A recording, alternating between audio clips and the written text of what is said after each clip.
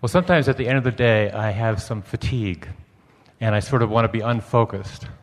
And that's what I want to get more clear about. Because I'd like to be able to go through every day with lots of focus but no fatigue. Well, fatigue is always about resistance, Right, and only some kind about of resistance. So when you're tired, you've been pushing against things. Something. Yes. So you might ask yourself, what has made me tired today? Why am I tired? You might identify that condition, and then you might say to yourself, if I could remove that condition, how would I feel? And find those emotional words, and then just focus on them and show yourself that you can find that feeling anyway. In other words, fatigue is a state of mind. It's not a state of physical being, because alignment will refill you with the resources. In other words, you can be endlessly energetic, really you can, and endlessly clear if you are not tripping over the resistance. And that's not a state that I would want to expect to go to, right? Because life is always both sides. So sometimes not focusing is okay. Sometimes feeling fatigue is okay. Well, what we would do if we were standing in your physical shoes, everything is okay. Right. The question is, do you prefer fatigue or ease? Do you prefer... Well, yesterday I was climbing in Boulder Canyon, rock climbing, and it takes a lot of focus to do that, which is why I love it so much. It keeps me focused, gives me something to focus on. But at the end of a long day of that, after all that focus, like, wow, me and my friends, we want to go get a beer because we want to unfocus, because we want to kick back, we want to relax, we want to let go. But we think you're dealing from a flawed premise, because we understand how it feels like you need to replenish yourself if you're depleting faster than you're infusing. Right, that's what I want to find out about. But if you are focusing and therefore allowing the infusement of filling me energy, up, right? then the energy is coming as you are expending it, and Yes. you never reach a place of depletion. And so the flawed premise is that it's hard to do this, or this is a bigger challenge than some other, or of course it's Boulder Canyon, so of course we're going to need a beer at the end of it. Just acknowledge that you want the beer whether you climb the mountain or not. That's it. Thank you. I got it. Yeah. I appreciate it. It's a nice thing. This replenishment thing is a really nice thing, because once you realize that it's in and out, and focus actually calls energy. And Right.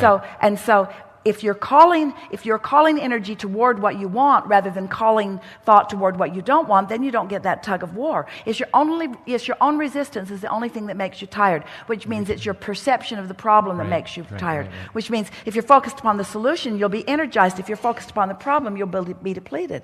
You're right, it is all about focus. When Esther first started doing Abraham, she would get tired some, right? It's because, yes, she did. So she had a different state of mind than she does now, right? Clearly. About that. Yes, clearly. She was afraid of being possessed by a demon. So there was some...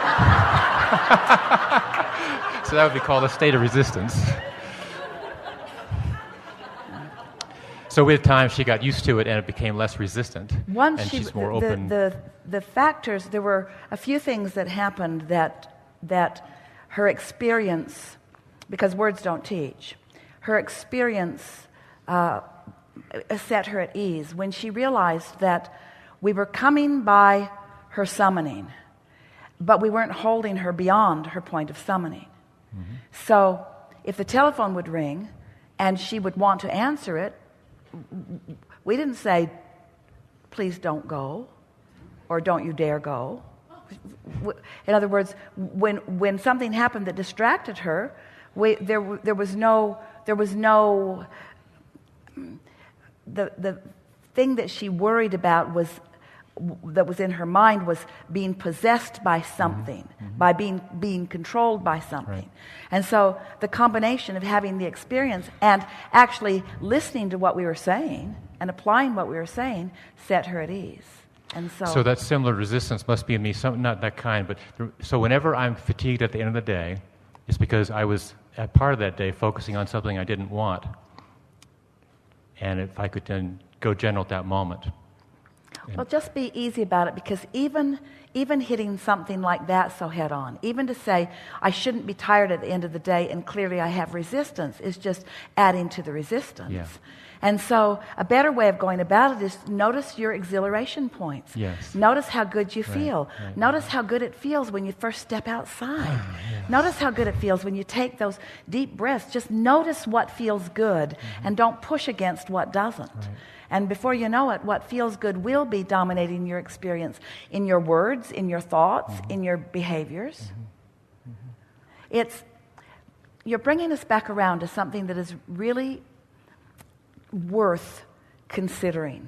This fits here so well. Abraham, how do you get rid of doubt? You get rid of it before it starts. Abraham, how do I get rid of fatigue? You get rid of it before you are fatigued. Right. What do you mean? How do I get rid of something before I've got it? By putting yourself in a stance that it doesn't come. Nice.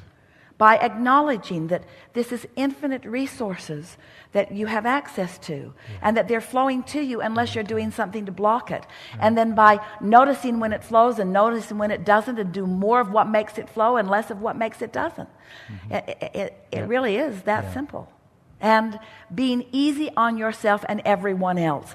We really want you to hear that this introduction. So let's talk about the unfolding of this knowing within you. So you live in a vibrational universe. Can you know that? You live in a vibrational universe. You are a vibrational being. Law of attraction is managing the vibrations. How you feel indicates your vibrations. How I feel indicates vibrations. How so? Because the source energy perspective of you is resistant free. The source energy perspective of you is pure positive energy. So when you feel negative emotion, you've got a different opinion going on right here, right now, than that broader perspective. That's a really good way of looking at that. If you're mad at someone, the reason it feels bad is because Source loves that very same person. Now, not just in general sense. Esther said, Abraham, perhaps you need more information about that person. When you feel negative emotion, when you feel angry at someone and you feel that discomfort of that anger, that's because the source within you is not in agreement with your anger. So, you are a vibrational being in a vibrational universe. And law of attraction is managing all of this. And you can tell by the way you feel what you're focused on in relationship to what the source within you is focused upon.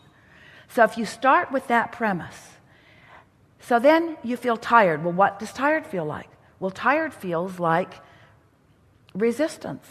But what else in light of what we just said? Well, this tiredness that I feel is different than the way Source feels. Source feels energized. Source is energy. So my perspective must be different than Source. That's why I feel innervated while Source is energized. You see what we're getting at? So when you find yourself feeling an emotion that doesn't feel good, stop and ask yourself the question, what must I be doing that Source isn't doing? And before long, you'll find yourself doing less and less and less and less of hating, of taking score, of judging, of being hard on yourself, of being hard on anyone else. You'll find yourself just giving yourself a break and giving others a break and just lightening up and just being easier about things. And the more you do that, the better you'll feel, and the better you'll feel, the more good things come, and the more good things come, the better you feel, until now you're in the rhythm of the way you intended as you came forth. You said, I'm pure positive energy, and I'm worthy.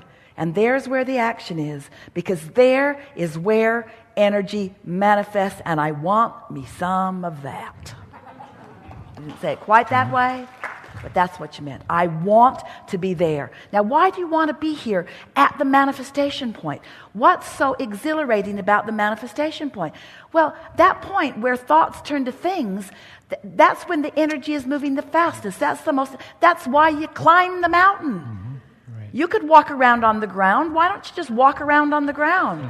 Why do you climb the mountain? It's because there's more momentum. There's more promise of exhilaration. There's more promise of a high good feeling, you see. So the way you solve fatigue is by taking care of it before it gets there. And the way you take care of it before it gets there is by managing your emotions as you go along.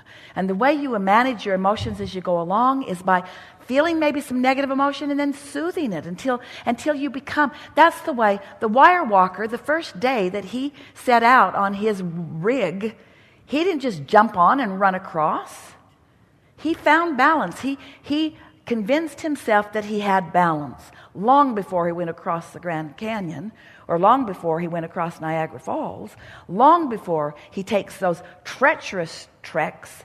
He convinces himself that he can do it. And so that's all we're asking of all of you, is that you just sit when some funny little thing or not so funny little thing gets your goat and upsets you, and you need a condition to change. That person should be different so that I don't have to feel like this. That situation should be different so that I don't have to feel like this. Sit and do yourself a big favor. Change the way you feel with the condition not changing, and free yourself from the impossible task of needing to control things. And then, before you know it, you're just flowing. You have all the energy you need or want for anything that you need or want. So am I right in saying the Source does like to take a nap sometimes? Because if a nap feels good, then I'm in alignment with Source, and it's a good thing to do. No, that would not be correct. Source doesn't need to nap because Source never depletes. That's the place I'm trying to, or look for, not be at. But I have a sense that that's there, and I keep stepping closer to that. You could live without sleep happily if you were living without resistance. Right. But there is nothing wrong. Yes. Here's the stance we would take if we were standing in your physical shoes. We would decide that we want to feel good all the time. But we would decide that there is contrast or variation even in the degree of momentum. Mm-hmm.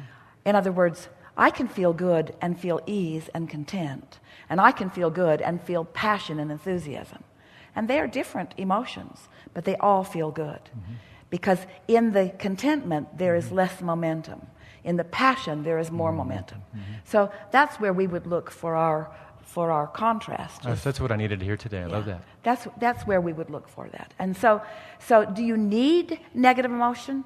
No, but it's nice that it's there as guidance. Right. Do you want it all the time? Certainly not. Is it a bad thing when you have it? Certainly not.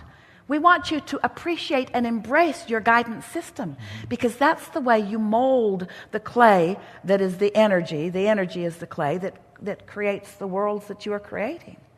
And so there's nothing wrong with some contrast. Isn't it nice to be a little hungry before you eat? Mm-hmm. If you just ate and someone says, let's go eat, do you say, okay? Or do you say, I just ate? Doesn't seem like what I want to do so much. Thank you so much. Yeah. Love really you. Good. Okay. Really good.